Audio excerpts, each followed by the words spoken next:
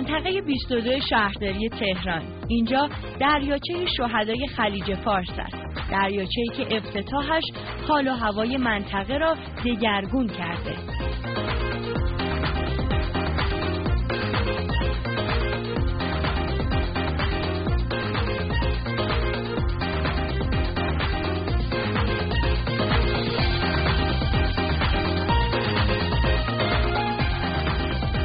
افتتاح دریاچه چیتگر نه تنها اثر در واقع تفریحی داره، بلکه در کنار اون پیشبینی فضاهای وسیع تجاری میتونه توامان با هم اتفاق بیفته و بتونه تجارت رو همراه با تفریح برای مردم پیشبینی بکنه.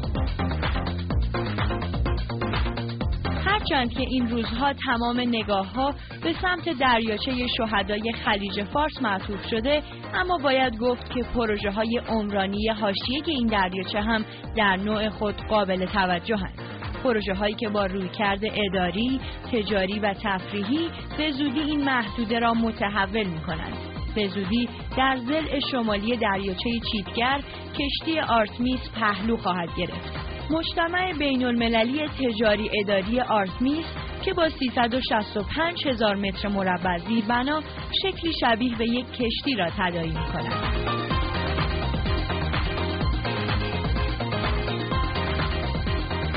با این برنامه شاید خواهیم بود که در آینده نچندان دور این اتفاق تجارت توأم با تفریح در حاشیه دریاچه چیتگر اتفاق بیفته و هم دلیل پروژه‌ای که در حاشیه دریاچه پیش بینی شده به لحاظ اماکن تجاری و اداری میتونه نیاز بخش عمده‌ای از بازار تهران رو تامین بکنه و بتونه در یک فضای بسیار ایدئال و مفرح این اتفاق بیفته.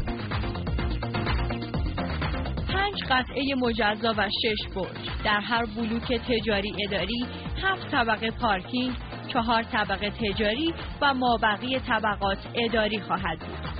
استفاده از آخرین روش‌های ساختمانی و رعایت اصول مهندسی در ساخت سازه ایمن از ویژگی‌های مهم پروژه‌هایی است که تاکنون اتحادیه تعاونی‌های مسکن نمونه‌ای رسا به اجرا درآورده.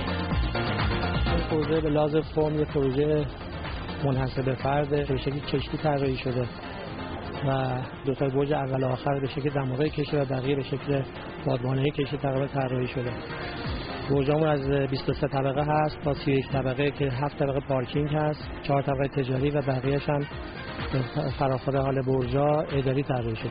دیگه از اقداماتی که در اتحادیه دنبال شد بحث برقراری سیستم هلیوز روی برج‌های مسکونی بود که به حمدالله در چند روز گذشته تست‌های خیلی خوبی رو پاس کرد و چندین نوبت هلیکوپتر نشست و برخاست داشت روی این برج‌ها و هلیپدها رو به دو تا منظور در واقع پیش بینی شده روی برج‌های مسکونی که برای اولین بار هم تو کشور اتفاق می‌افتاد.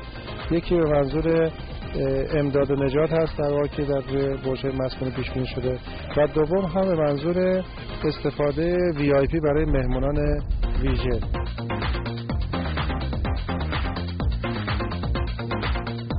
اتحادیه تعاونی‌های نمونه رسا خب تا الان چند مرحله رو پشت سر گذاشته. پروژه مسکونی وسیع رو بیش از 2,000 واحد تا الان در مراحل مختلف ساخته و تحویل داده که آخرش رو حدود 12 تا برج بلند مرتز با شکل شمل و نورپردازی بسیار خواسته که در حاشیه همت میتونه در شب کاملا رویت بشه. این پروژه نقش عمده‌ای در رونق همه جانبه منطقه نیز خواهد داشت.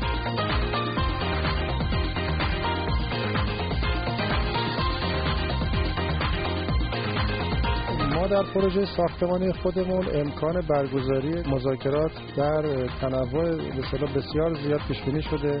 رستوران‌های بسیار متنوع با انواع غذاهای ایرانی و خارجی حتی پیش بینی شده که در رستوران‌ها طرح خواهد شد. سالن‌های همایش متنوعی در واقع پیش بینی شده.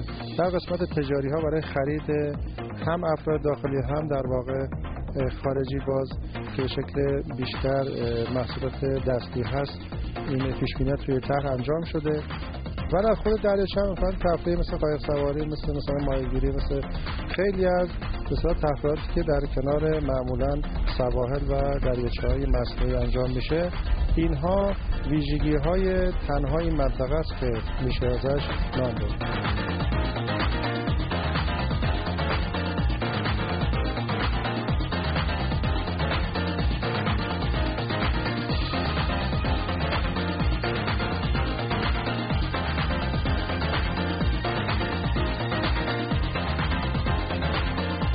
تجارت توأم با تفریح، دسترسی آسان و سازه‌ای زیبا و ایمن.